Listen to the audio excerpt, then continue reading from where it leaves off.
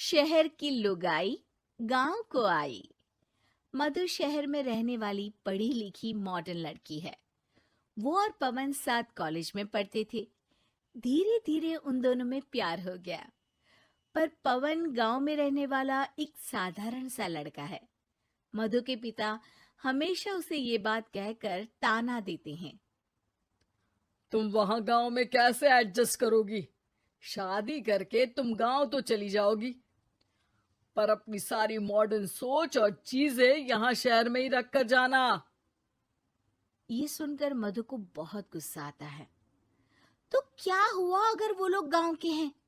मैं वहां जाकर उस घर को बिल्कुल शहर की तरह बना दूंगी। शाम होते ही मधु पवन को वीडियो कॉल करती है। अच्छा हुआ तुमने वीडियो कॉल कर लिया। हाँ, मैं तुम्हें आज अपनी माँ से मिलाता हूँ। अरे बिट्टू, क्या कर रहा है? ये क्या है? दूर करना इस टुनटुने को।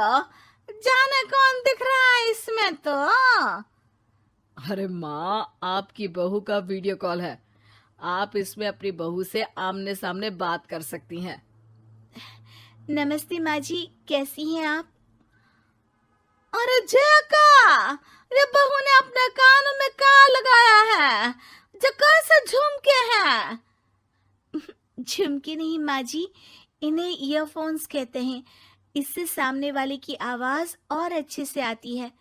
मैं आपको भी ला कर दूंगी। अरे नहीं नहीं, हमें नहीं ना चाहिए। हमारे कान बिल्कुल ठीक है। हाँ। माँ जी की ये बातें सुनकर मधु को अपने पिता की बातें याद आ जाती है और वो उसी वक्त ये ठान लेती है कि वो अपने ससुराल को एकदम मॉडर्न ससुराल बनाकर रहेगी। कुछ दिन बीत जाते हैं। पवन और मधु की शादी हो चुकी है। आज मधु का अपने ससुराल में पहला दिन है। माँ जी, मैं आपके लिए एक तोहफा लाई हूँ। अरे इतना बड़ा तोहफा! अरे क्या लाई है रे इस बड़े से बक्से में? मधु बॉक्स खोलती है। ये क्या है? ये वैक्यूम क्लीनर है। मैंने आपको झाड़ू लगाते हुए देखा तो सोचा अब आपका काम आसान हो जाएगा। अरे वाह बहू वाह, तूने मुझे झाड़ू लगाते हुए देखा तो तू मेरा हाथ से झाड़ू लेकर खुद भी तो लगा सकती थी ना। पर नहीं, तूने तुझे मशीन लाकर मेरे हाथ में दे दी कि यह काम हमेशा मैं ही करूं। ये आजकल की शहरी छोरियां बिल्कुल नहीं बदलेगी।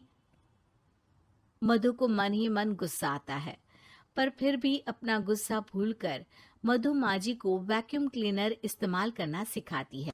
अगले दिन मधु सुबह उठती है तो ये आंगन में से कैसी आवाजें आ रही हैं? मधु दौड़ती दौड़ती आंगन में जाती है और देखते ही चौंक जाती है। अरे माँ जी, ये आप क्या कर रही हैं?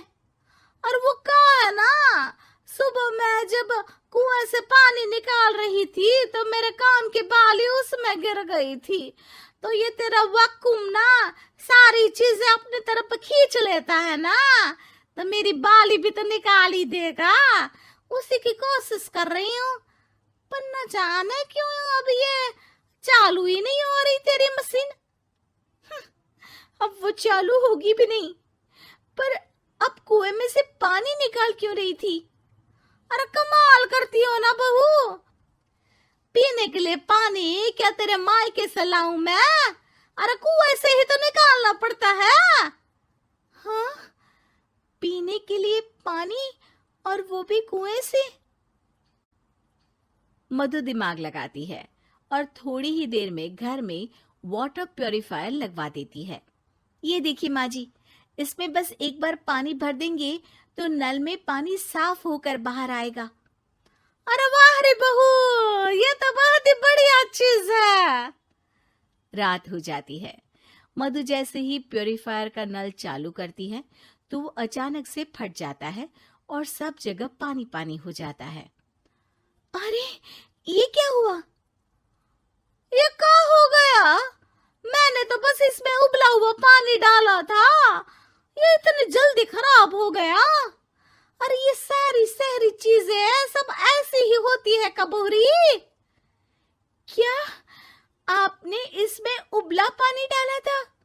हाँ तो फिर पानी तो तभी साफ होगा ना जब उसे उबालेंगे। ये मशीन का कोई जिन है जो हमने जो बोला वो कर देगी है? मधु को बहुत गुस्सा आता है। इस तरह तो मेरा अपने ससुराल को मॉडर्न बनाने का सपना अधूरा ही रह जाएगा। नहीं, मैं इस तरह से हार नहीं मान सकती। थोड़े ही दिन में मधु पूरे किचन को मॉड्यूलर किचन में बदल देती है। अरे वाह बहुआ, इतनी सारी अलमारियां! माँ जी मॉड्यूलर किचन देखकर बहुत उत्सुक हो जाती है। ये बक्सा का है। बहू ने शायद गलती से इसे यहाँ रसोई में रख दिया है, पर है तो ये बहुत ही बढ़िया। अगले दिन सुबह, अरे मायरी क्या हो गया? मैं तो बर्बाद हो गई। मेरी सारी पूंजी जलकर राख हो गई। हे राम, अब मैं क्या करूं? माँ जी की रोने की आवाज सुनकर मधु दौड़ी दौड़ी किचन में आती है और इतना धुआं देखकर घबरा जाती है। ये सब कैसे हुआ माँ जी? ये आग कैसे लगी? ये सब तेरा इस मॉड्यूलर किचन की वजह से हुआ है, और ऊपर से तूने तिजोरी जो रसोई में रख दी थी, मैंने जैसे ही अपने गहने और पैसे इसमें रखे और बाहर से इस ताले को घुमाया, ये तो 5 मिनट में ही आग बबूला होकर फट गया। अरे माँ जी, ये तिजोरी नहीं है, ये तो माइक्रोवेव है। इसमें गहने नहीं रखते, खाना गर्म करने के लिए होता है ये। और ये जो आपने घुमाया ना, ये ताला नहीं है, आपने इसके टेम्परेचर को फुल कर दिया, इसलिए ये फट गया। माँ जी और जोर जोर से रोने लगती है।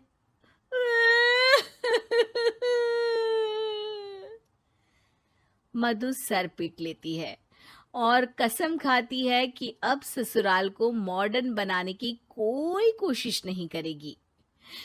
मुझे माफ कर दीजिए माँ जी, आप जैसी हैं वैसी ही ठीक है।